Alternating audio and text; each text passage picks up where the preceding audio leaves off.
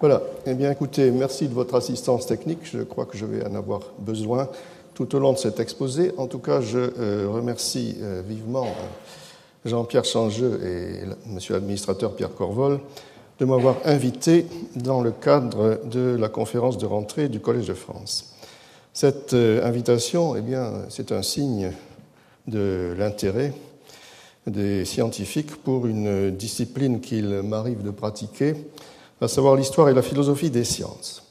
Alors, il se fait tard, il est très difficile de parler après tant de très savantes contributions, et je vais vous proposer quelques aventures, parfois pittoresques, et je l'espère instructives, à travers les développements des formes et fonctions en biologie, de Claude Bernard à nos jours, comme cela m'a été demandé, avec peut-être quelques excursions en arrière que vous me pardonnerez. Il est un peu piquant de commencer par Claude Bernard, physiologiste pourfendeur de la forme. Et cependant, on doit remarquer que les manuscrits de Claude Bernard sont parsemés de dessins illustrant les plans d'expérience et aussi parfois sur le même feuillet d'autres dessins qui n'ont rien à voir avec les expériences en cours et qui montrent le talent de dessinateur, voire de caricaturiste de Claude Bernard. En étudiant les manuscrits de Claude Bernard sur le curat qui appartiennent au Collège de France et qui sont en dépôt à l'IMEC à Caen, il m'est arrivé de tomber sur cette illustration que je suis heureux de vous présenter sans tellement d'autorisation d'ailleurs. Alors une deuxième illustration, fort éloignée dans le temps, et là j'aurais peut-être encore besoin d'assistance technique parce que je ne m'en sortirai pas. Il s'agit d'un film. Il s'agit des simulations de dynamique moléculaire qui sont apparues dans les années 1980 sous la forme d'animation filmée. Je remercie Stuart Edelstein qui m'a adressé un court film que vous allez voir. Alors, voilà. Il s'agit d'un film qui a été produit par son collègue Keith Moffat de l'Université de Chicago en coopération avec les SRF de Grenoble. Eh bien, ce film, il montre des changements structuraux qui accompagnent la dissociation de l'oxyde de carbone de son site de fixation, qui est l'M, sur la molécule de myoglobine. Cette dissociation est obtenue par photolyse. Alors, les techniques utilisées permettent de mettre en évidence des phénomènes qui ont lieu dans l'ordre de durée de la nanoseconde. À l'époque de Claude Bernard, les physiologistes avaient accès, dans les meilleurs des cas, à des processus de l'ordre de la milliseconde. Et dans ce film, comme dans d'autres tout aussi spectaculaires, on voit que la forme, eh bien, ce n'est qu'un instantané pris sur un processus de déformation. On a déjà beaucoup parlé aujourd'hui de déformation et j'en parlerai à mon tour. Je vous propose donc d'effectuer quelques cheminements entre ces deux états fort éloignés l'un de l'autre des sciences de la vie, entre Claude Bernard et la physico-chimie biologique contemporaine. Cette histoire, vous allez le voir, elle est très instructive parce qu'elle est pleine de retournements de situation. Alors revenons à Claude Bernard et à son peu de goût pour la déduction anatomique qui va classiquement de la forme à la fonction. Le physiologiste s'est exclamé « Comment la forme d'un élément nerveux nous indiquerait-elle les propriétés nerveuses qu'il transmet ? Comment la forme d'une cellule de foie nous montrerait-elle qu'il s'y fait du sucre ? Comment la forme d'un élément musculaire nous ferait-elle comprendre la contraction musculaire ? » Certes. Alors, s'étant livré à cette charge, Claude Bernard cherche à se justifier. Si nous comprenons qu'un muscle inséré sur deux os puisse faire l'office mécanique d'une puissance qui les rapproche, nous ne comprenons pas du tout comment le muscle se contracte, certes de rechef. Eh bien, ce constat servait à soulever un problème plus profond. L'anatomie était établie sur le cadavre, post-mortem, et la relation entre forme et fonction n'était donc, pour Claude Bernard, je cite, qu'une relation empirique que nous établissons par l'observation comparative faite sur le vivant et sur le mort. Le mort ne peut donc nous renseigner sur les propriétés vitales qui ne peuvent être découvertes, déterminées que par l'expérience sur le vivant. Alors, on voit bien que le point de vue anatomique, chez Claude Bernard, il est subordonné au point de vue physiologique pour l'explication des phénomènes de la vie. Essayons d'aller un peu plus loin en explorant les manuscrits de Claude Bernard touchant l'action du curare sur le système nerveux. Dès 1844, Claude Bernard a effectué des expériences avec le curare qu'il a qualifiées ultérieurement d'autopsie physiologique, au sens d'autopsie sur le vivant, ce qui va tout à fait dans le sens de ce qui vient d'être dit. Je dis à dessein autopsie physiologique parce qu'il n'y a que celle-là qui soit réellement instructive. C'est la disparition de propriétés physiologiques qui explique la mort et non pas les altérations anatomiques. En effet, dans l'état actuel de la science, nous voyons les propriétés physiologiques disparaître dans une foule de cas sans que nous puissions démontrer, à l'aide de nos moyens d'investigation, aucune altération anatomique correspondante. Fin de citation.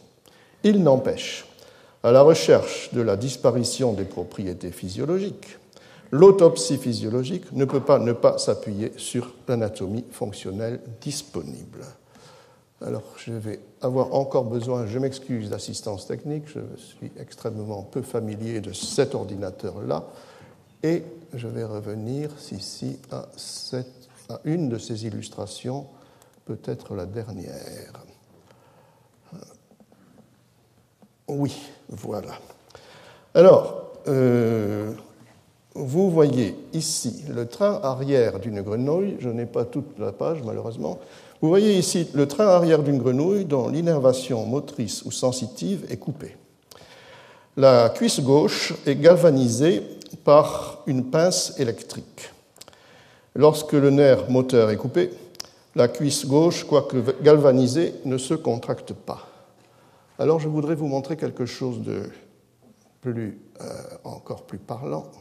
Décidément, je vais y arriver. Voilà. Vous voyez ici des préparations de muscles isolés munis de leurs nerfs. Ces préparations, elles ont été un dispositif de recherche très démonstratif dans les travaux sur le curare. Elles témoignent aussi du fait que le progrès des formulations de Claude Bernard va dans le sens de la localisation des actions, avec cependant de considérables hésitations, et lorsque Claude Bernard parlait du doute, il savait de quoi il parlait. Avec le curare, au fond, Claude Bernard est préoccupé par une question de physiologie générale bien connue, qui est héritée de Bichat. Quelle est l'origine ou la cause de la mort et dans quel sens se propage-t-elle ? Il a découvert que le curare affecte la motricité en laissant intacte la sensibilité. La question se traduit donc de la manière suivante. À quel endroit le curare fait-il mourir le nerf moteur et dans quel sens la mort se propage-t-elle ? Eh bien, Claude Bernard aura beau tourner ce problème dans tous les sens possibles. Il a travaillé sur le curare de 1844 à 1877, l'année avant sa mort. Tous les sens possibles, il ne cessera de dire que tout est à reprendre. Et même les conclusions qui étaient tirées d'expériences particulièrement démonstratives, comme l'application du curare aux deux parties d'une préparation nerf-muscle isolée, eh bien, elles sont remises en question au profit d'autres modèles de transmission qui sont des modèles plus physiques que je n'aborderai pas. Cependant, Claude Bernard est assez clair lorsqu'il déclare que, je cite, « l'explication réelle des phénomènes de la vie repose sur l'étude et sur la connaissance des particules les plus ténues et les plus déliées qui constituent les éléments organiques du corps. » Pour résumer ce qui vient d'être dit, et quelles aient été les ambiguïtés et les hésitations de Claude Bernard et ses doutes, eh bien, Claude Bernard cherchait à justifier le rôle directeur de l'expérimentation physiologique, et il se battait violemment contre des idées dont la prégnance intellectuelle était et reste particulièrement forte, les idées morphologiques, et peut-être que nous aurons à nous demander pourquoi. Alors c'est au cours du XIXe siècle en Allemagne, avec Ernst Haeckel et bien d'autres, que de telles idées ont trouvé de puissants soutiens, aussi des soutiens philosophiques, et de grands développements. On connaît, cela a déjà été remarqué, le rôle de Goethe et celui de quelques philosophes de la nature, Naturphilosophie allemande, visionnaires dans la suite de Schelling comme Killmeyer et Oken. Rôle de Goethe et celui de ces philosophes dans la fascination pour la morphologie et la morphogénèse. La philosophie de la nature allemande, c'est quelque chose de tout à fait passionnant. Elle est animée par une conception puissante, à la fois très unificatrice et très dynamique de la nature. Dès le dernier quart du XVIIIe siècle, certains textes témoignent de cette vision philosophique unificatrice du monde vivant qui n'a fait que se renforcer par la suite.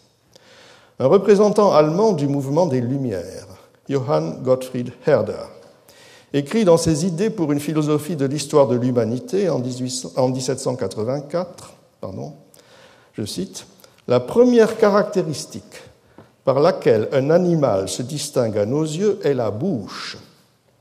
Toute la plante, si je puis m'exprimer ainsi, n'est encore qu'une bouche.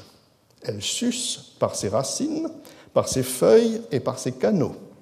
Elle repose encore dans le giron de sa mère et sur son sein, la terre, comme un enfant non sevré.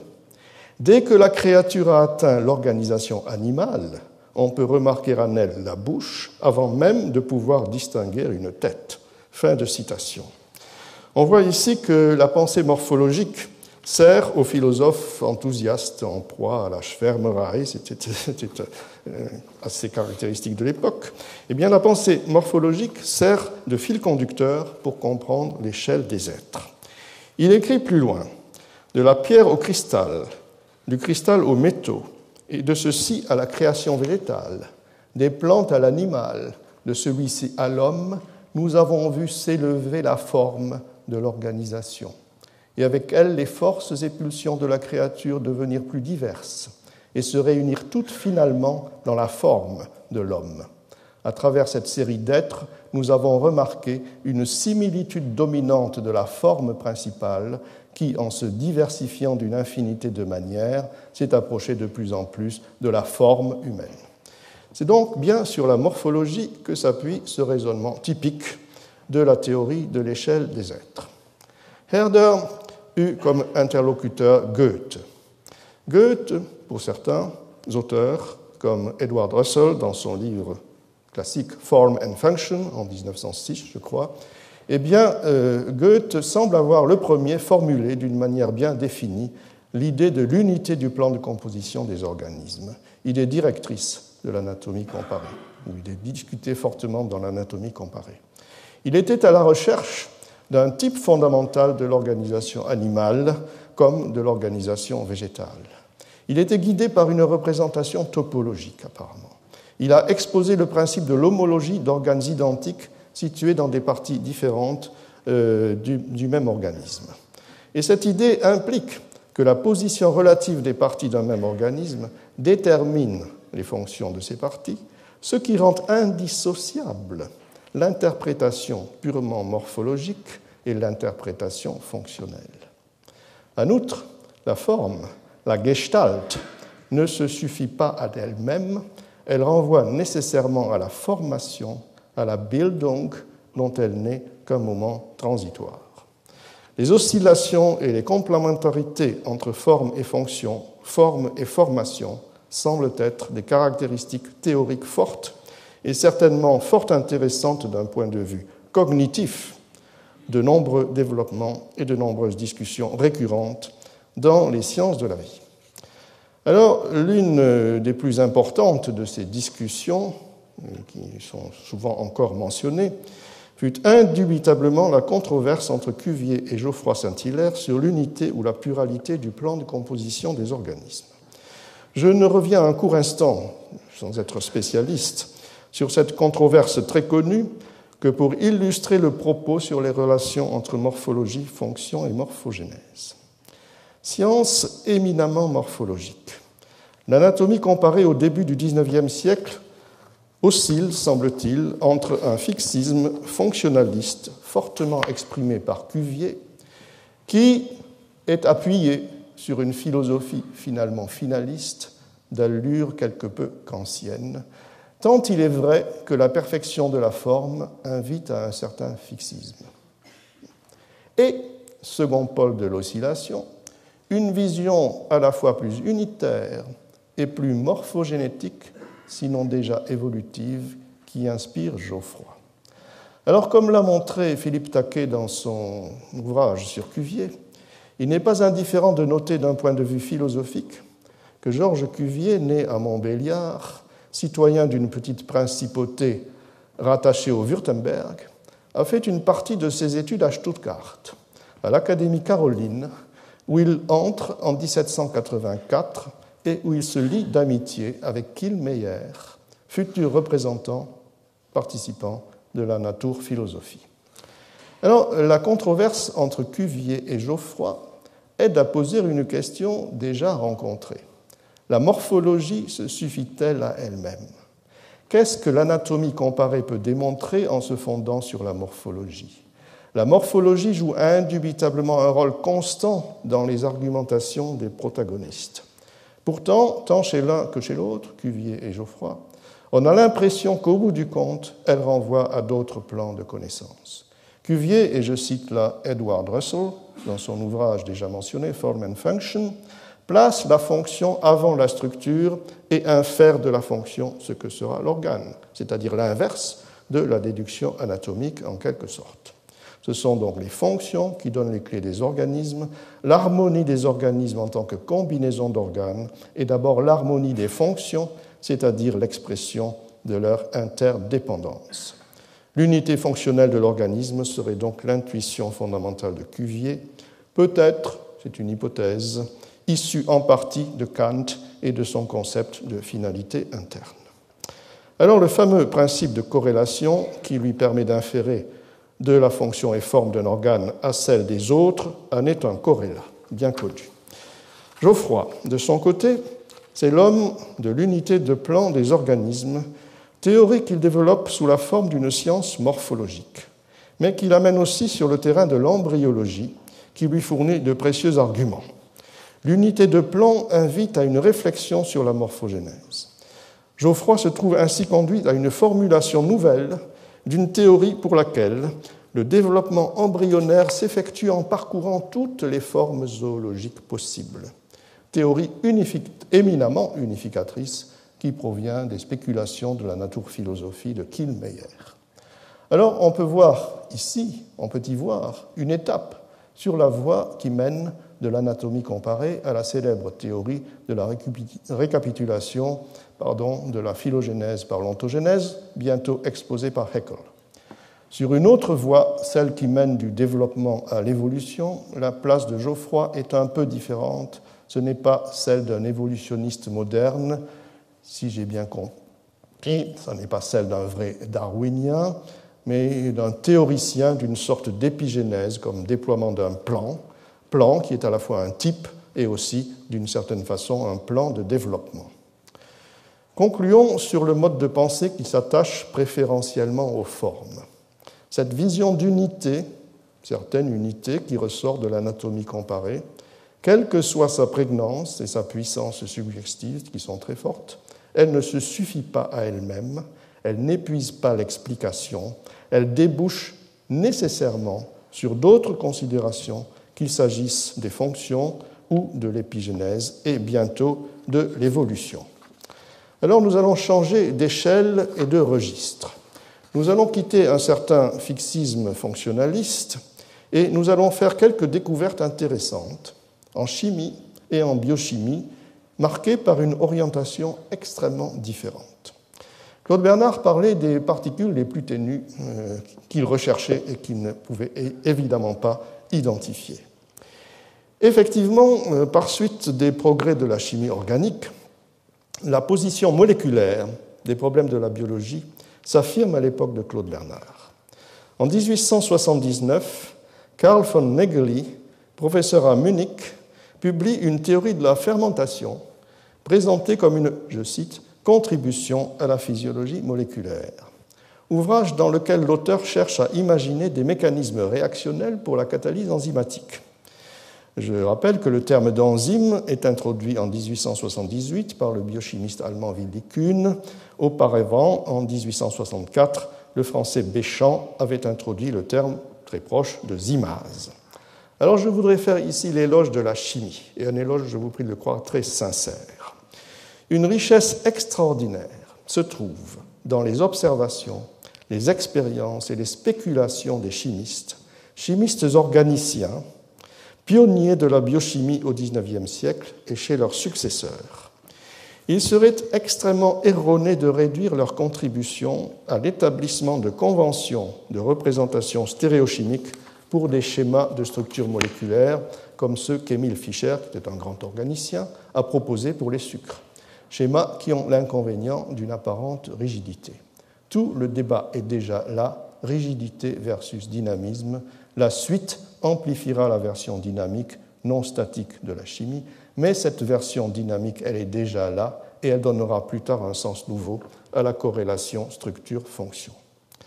Alors, la créativité des biochimistes du XIXe siècle finissant en matière de mécanismes moléculaires est remarquable. Certes, il s'agit d'hypothèses et d'imagination. Ces chimistes cherchaient à comprendre des processus physiologiques, souvent microbiologiques, comme la fermentation ou la respiration intracellulaire, sur les bases connues des affinités chimiques et des oxydations et réductions. Et ils introduisaient nécessairement dans les mécanismes réactionnels des éléments de transfert. En 1877, Moritz Straube propose un mécanisme pour la fermentation qui est assez intéressant, qui est faux évidemment, mais qui est assez intéressant en soi, pour mon argument. La levure, dit-il, contient un ferment qui possède une forte affinité pour l'oxygène, alors que le sucre possède un groupe réductible qui possède une forte affinité pour l'hydrogène, ce qui provoque la décomposition de l'eau. Le ferment transfère alors l'oxygène sur le groupe oxydable du sucre. Le groupe réductible étant hydrogéné, le sucre est alors hydrolysé. Tel est le modèle bien entendu tout à fait erroné, mais son esprit est très moderne. Catalyse, transfert, échange, décomposition sont les éléments d'un tel modèle. La communication du mouvement, c'est aussi au cœur d'autres modèles de la fermentation au XIXe siècle. Et pour revenir à la physiologie moléculaire de Carl von Nägeli, celui-ci propose de comprendre les actions de contact et les actions fermentatives dans les termes de la théorie mécanique de la chaleur. Pour Nägeli, les substances porteuses de ces propriétés, catalytiques ou fermentatives, n'agissent pas seulement par une polarisation ou une orientation des molécules qu'elles fixent, polarisation qui rend ces dernières réactives, comme le platine polarise l'hydrogène et le rend réactif. Les substances à activité catalytique doivent agir préférentiellement par les états de mouvement de leurs atomes. C'est la théorie de Nägeli. La théorie mécanique de la chaleur permet de placer au centre de l'explication ces états de mouvement, ces oscillations des atomes dans la molécule autour de leur position d'équilibre. Une molécule est ainsi représentée comme une assemblée d'oscillateurs. Et l'activité fermentative de la levure s'explique pour Nägeli par les états de vibration des différents groupes d'atomes de son protoplasme. Certes, cette biochimie très spéculative n'est qu'une esquisse, mais je crois qu'il n'est pas totalement illusoire d'en comparer l'esprit avec des conceptions beaucoup plus modernes. Faisons un grand pas en avant. Il est bien connu que c'est la mécanique quantique, particulièrement dans la version de Schrödinger, qui a permis de comprendre la nature de la liaison chimique, tout particulièrement des liaisons de covalence. Et je voudrais emprunter au chimiste Linus Pauling, l'un des plus importants dans l'étude des liaisons chimiques, certaines considérations qui illustrent cette chimie dynamique. La carrière de Pauling, nous allons en parler, est marquée par plusieurs moments principaux. D'abord, l'élaboration de la chimie quantique, puis l'investigation de la chimie biologique. Pauling s'est d'abord attaché à révéler l'intelligibilité de la structure chimique sur les bases de la mécanique quantique, et il s'est attaché aussi à analyser cette structure par la diffraction des rayons X pour essayer de faire coller la théorie et l'observation. Mais en faisant cela, il ne fige pas la structure. Il donne en effet une grande importance à la notion de résonance introduite par Heisenberg en mécanique quantique sur le modèle de la résonance entre oscillateurs couplés de la mécanique classique. Et il en résulte qu'un système peut être correctement décrit comme comprenant à la fois une structure 1 et une structure 2, voire un plus grand nombre de structures, qui sont en résonance entre elles. Ce qui signifie que le système n'est pas dans un état intermédiaire entre les différentes structures, mais qu'il est stabilisé par l'énergie de résonance entre les différentes structures, et en particulier entre différentes structures électroniques des liaisons de covalence qu'il est bien utile d'admettre dans certains cas. Il s'ensuit que, dans bien des cas, je cite, « l'état normal réel de la molécule ne peut être représenté par aucune des différentes structures probables prises isolément, mais il peut l'être par une combinaison de ces structures. On peut ainsi se représenter la molécule en résonance entre plusieurs structures des liaisons de valence. » Pauling, pour poursuivre dans ce propos, a également insisté sur la pluralité des types de liaisons chimiques et des forces moléculaires, liaisons hydrogène, interactions de Van der Waals, interactions faibles, ce qui l'a conduit à des conclusions théoriques d'une grande portée sur les molécules biologiques, leur synthèse et leur reproduction. En 1940, dans un travail prophétique sur les forces intermoléculaires en biologie, Pauling et Delbrück insistaient sur le rôle des différents types de liaisons chimiques fortes ou faibles à cet égard, et ils écrivaient « Ces interactions sont telles qu'elles confèrent la stabilité à un système de deux molécules avec des structures complémentaires juxtaposées, plutôt qu'à un système de deux molécules avec des structures nécessairement identiques. La complémentarité plutôt que l'identité.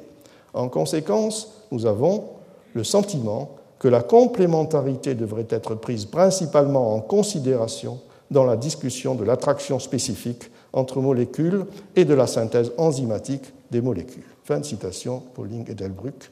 Eh bien, la formation des oligomères protéiques, le repliement des protéines, la fonction de la double hélice, elles entrent sous ce principe déjà exposé par Pauling et Delbrück.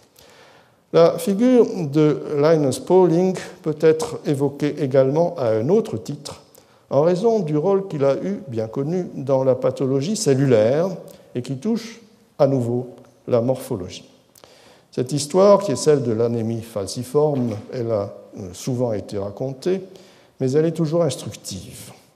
L'anémie falciforme est une pathologie du globule rouge qui s'exprime lors d'une faible tension d'oxygène dans le sang. Le globule devient rigide et il bloque les petits vaisseaux. Eh bien, cela est dû à une hémoglobine anormale qui se polymérise en bâtonnets. Cette histoire scientifique, elle s'est déroulée sur une dizaine d'années. En 1946, l'étudiant Irving Sherman découvre la biréfringence des globules rouges falciformes alors qu'il cherchait autre chose, il cherchait des différences antigéniques. Alors il ne veut pas insérer ce résultat dans sa thèse, mais il est convaincu de le faire par l'un de ses patrons. Cette observation suscite l'intérêt d'autres chercheurs, dont William Castle, qui en parle à Pauling, rencontré dans un train. Et donc, l'idée était que les globules désoxygénés devenaient biréfringents, ce qui indiquait une anomalie de l'hémoglobine. En 1949, Pauling, Itano et Singer découvrent que l'hémoglobine S de l'anémie falciforme a une mobilité électrophorétique différente de l'hémoglobine normale.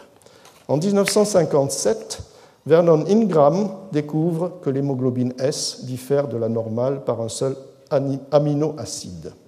Et bien plus tard, et je vais vraisemblablement avoir encore besoin de la technique, à moins que j'y arrive, voilà. Beaucoup plus tard, la microscopie électronique à balayage a permis à Marcel Bessis de constituer le bestiaire des globules rouges normaux et anormaux dans un splendide ouvrage, Corpuscule, dont j'extrais deux photographies, l'une de discocytes, globules normaux avec leur forme biconcave caractéristique, que vous voyez ici, et l'autre de drépanocytes, que nous allons voir, si ça marche. Voilà. Drépanocytes, globules malades, très déformés en fossiles, mais il y a également d'autres formes de drépanocytes. Eh bien, la conclusion de ces études, elle est très instructive. Elle consiste à dire que la fonction est liée à la déformabilité, d'une part, et à contrario, le caractère indéformable, la rigidité, empêche la fonction normale. La pathologie est liée à la rigidité. Alors, l'hémoglobine et les protéines apparentées ont été, c'est bien connu, des objets de choix au cours de l'histoire de la biochimie. Elles sont aisément cristallisables, ce qui a permis à la cristallographie aux rayons X de s'y appliquer et de révéler la structure moléculaire de ces protéines, la myoglobine avec John Kendrew, l'hémoglobine avec Max Perutz. Les diagrammes de diffraction aux rayons X étaient porteurs d'informations qui permettaient de construire des modèles atomiques de la structure de ces protéines, et je voudrais vous en montrer un. Alors, Perutz. Voilà. Excusez-moi. Alors là, je suis perdu. Il faut revenir et descendre. Voilà. Donc, l'hémoglobine de M. Perutz. La structure du chlorure de sodium est représentée à la même échelle en bas à droite de l'image.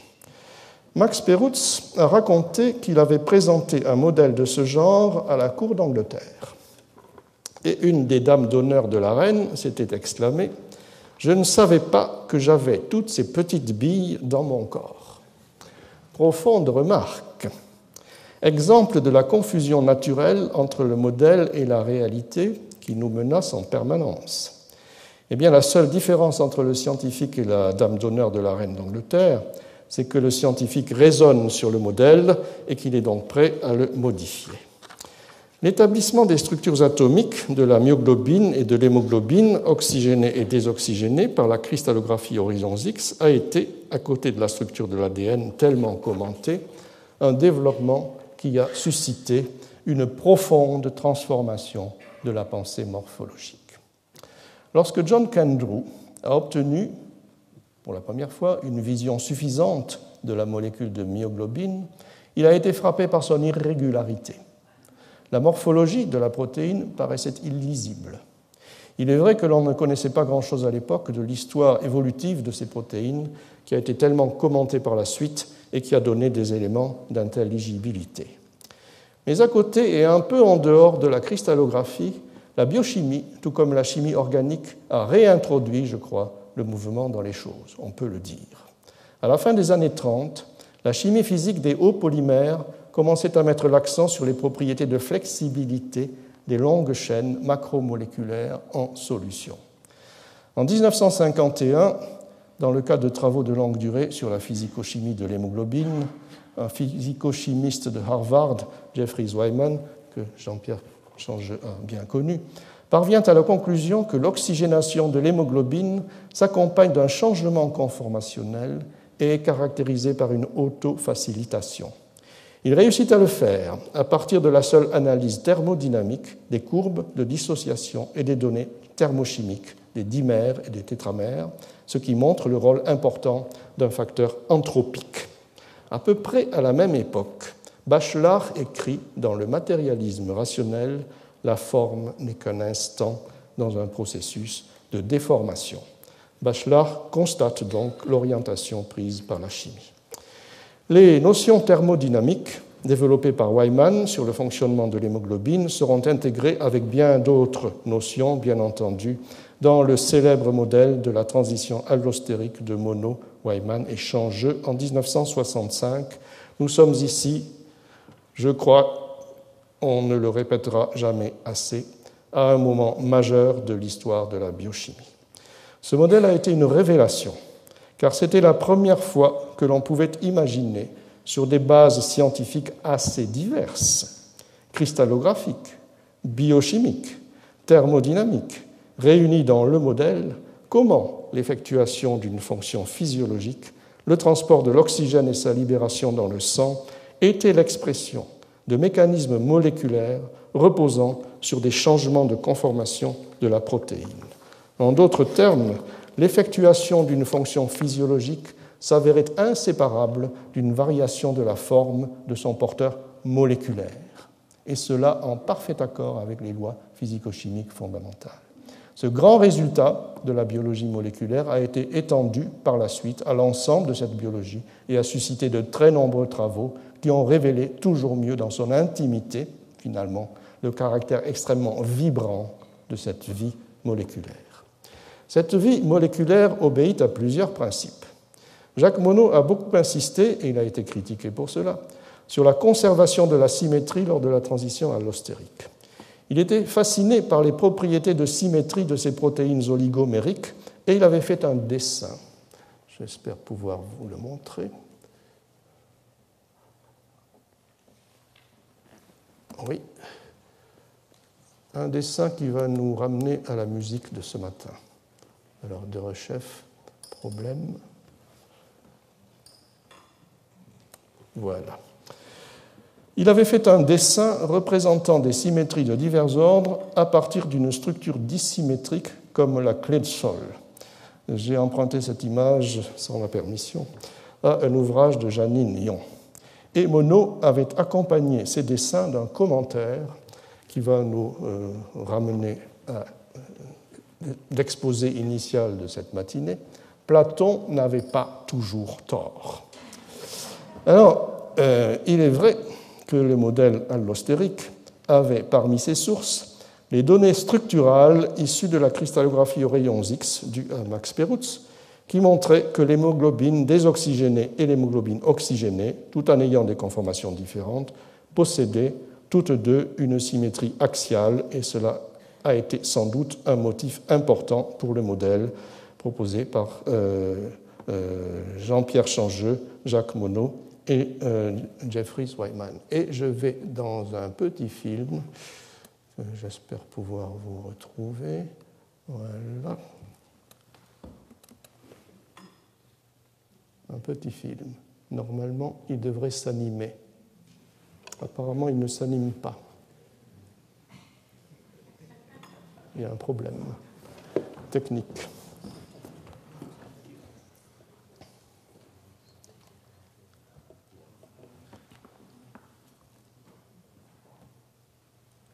Ah, voilà, nous y sommes. Eh bien, dans le petit film, on voit schématiser la transition allostérique entre les deux conformations oxygénées et désoxygénées de la molécule. On voit également que la déformation n'affecte pas seulement les positions relatives des sous-unités de l'hémoglobine, mais les sous-unités elles-mêmes. Et on s'acheminait alors vers certaines représentations de la dynamique interne des protéines. On commençait à penser que tous les atomes, ou presque, de la molécule, dans son intérieur, sont le siège de vibrations permanentes qui, au fond, représentent merveilleusement bien ce que nous appelons la vie. Les biophysiciens, comme Martin Karplus, se sont intéressés à cette vie des formes et à son rôle fonctionnel dans l'effectuation de nombreuses fonctions biologiques, en particulier enzymatiques, mais également autres. La structure exprimée dans la cristallographie et obtenue par les rayons X paraissait une géométrie figée qui ne reflétait en réalité qu'une moyenne.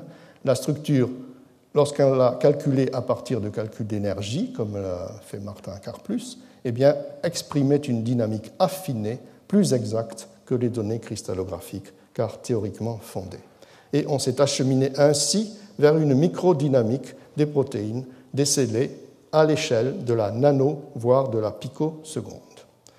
Alors on a parlé à propos de ces protéines ou d'autres structures supramoléculaires, des organites comme les ribosomes qui sont constitués d'ARN et qui forment la machinerie de synthèse des protéines, on a parlé de robots moléculaires. Prenons l'exemple des ribosomes, il s'agit avec les ribosomes de robots d'une efficacité remarquable, puisqu'ils sont capables d'ajouter de 15 à 40 aminoacides par seconde à la protéine en construction, avec un taux d'erreur de 1 pour 1 million de liaisons effectuées, ce qui est réellement impressionnant. Il existe des simulations, malheureusement je n'en ai pas, des animations simulant ce fonctionnement des ribosomes. Nous sommes ici en plein dans la science contemporaine. Alors que conclure de ce long voyage à travers les formes, les déformations et la physiologie? On serait tenté de dire, si l'on était un philosophe quelque peu conservateur, que rien n'échappe à la forme, et c'est sans doute vrai. Pourtant, la forme pose un problème cognitif. Elle reste tellement liée à l'appareil perceptif et intellectuel humain qu'elle risque de n'être qu'un obstacle dans la connaissance biologique. Notre intellect est partagé, il reste souvent trop statique. Il a du mal à appréhender les changements, à suivre les déformations, qui sont pourtant très instructives. Certes, sans doute, il y a là-dedans des facteurs culturels, des facteurs d'éducation, etc., etc. Mais notre intellect, en général, a du mal à appréhender les changements. Pourquoi ? Eh bien, la psychologie cognitive, fondée sur les neurosciences, donnera peut-être un jour des réponses à cette question, qui a déjà été posée par de notables philosophes, comme Henri Bergson, qui était un adepte de la mobilité plutôt que de la fixité. Et quant à la fameuse relation structure-fonction, je termine là-dessus, qui a fait couler tellement d'encre philosophique, il s'agit de la reconstitution d'une unité que nous voyons ici, à partir d'une dualité de nature purement cognitive entre des concepts philosophiques artificiellement séparés, dualité dont nous avons bien du mal à nous détacher dans l'ordre du discours ou du commentaire. Et ce que nous montre la biologie contemporaine au niveau de réalité qui est devenu le sien, eh bien, ce sont des fonctionnements liés à des déformations, à des variations incessantes, comme vous ne cessez de le voir. Bref, la réalité même, la vie autant que les formes. Je vous remercie.